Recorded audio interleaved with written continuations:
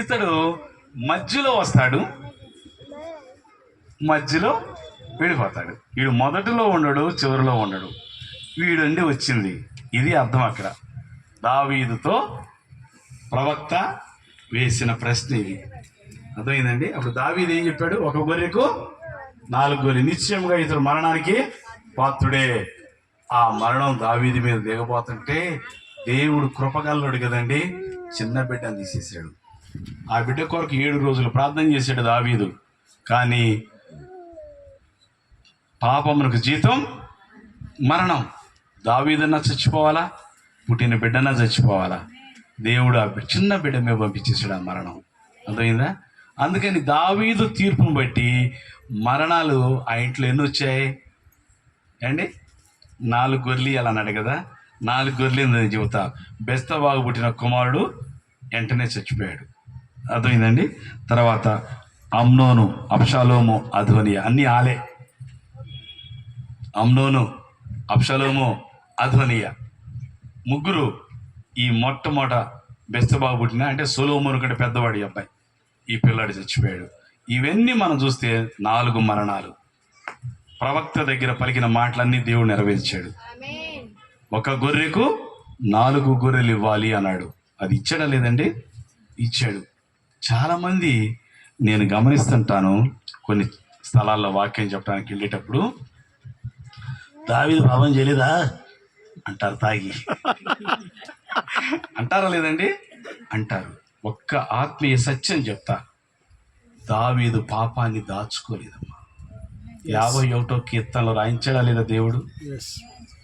ప్రపంచంలో ఉన్న 250 దేశాలు నాకు తెలియంగా, ఇంకెక్కువ ఉన్నాయో నాకు తెలియదు, అన్ని దేశాలు అన్ని భాషల్లో బైబిల్ ఉంది కదా. ఆ చదివిన వాళ్ళంతా 51వ కీర్తన చదవరా? కరుణింపము. 5వ వచనం చెల్పమ్మా. ఎస్, పాపంలో పుట్టినవాడను, పాపంలోనే నా తల్లి నన్ను గర్భము ధరించెను, అంతరంగంలో సత్యం కోరుచున్నావు. చూడండి, ఈ కీర్తన మొత్తం ఏం చెప్పాడు? తన రిపెంటెన్స్, తన పశ్చాత్తాపం, దావీదు యొక్క పశ్చాత్తాపం. 51వ కీర్తన. నేనంటాను, ఇది ప్రపంచంలో ఉన్న మనుషులందరికీ దావీదు పాపం తెలుసు. బైబిల్ చదివిన వాళ్ళకి వాడు రక్షణ పొందని రక్షణ పొందపోని దావీదు పాపం మాత్రం తెలుసు. దావీదు పశ్చాత్తాపం ఆత్మీయులకే తెలుసు. దావీదు పశ్చాత్తాపం, ఎంత పశ్చాత్తాపడ్డాడో అది ఎవరో తెలుస్తుంది? అది ఆత్మీయులకే తెలుసు. దావీదు పాపము అందరికీ తెలుసు.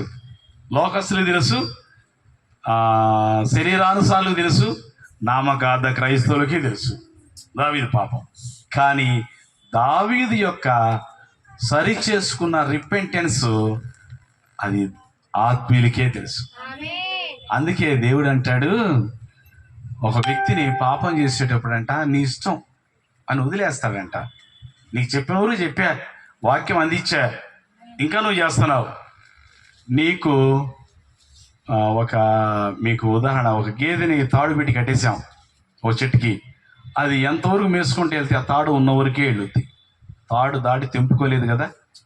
అప్పుడు అర్థమైంది నాకు తాడు ఉంది మెడకని. దేవుడు కూడా అలాగే తీర్పు తీస్తాడు.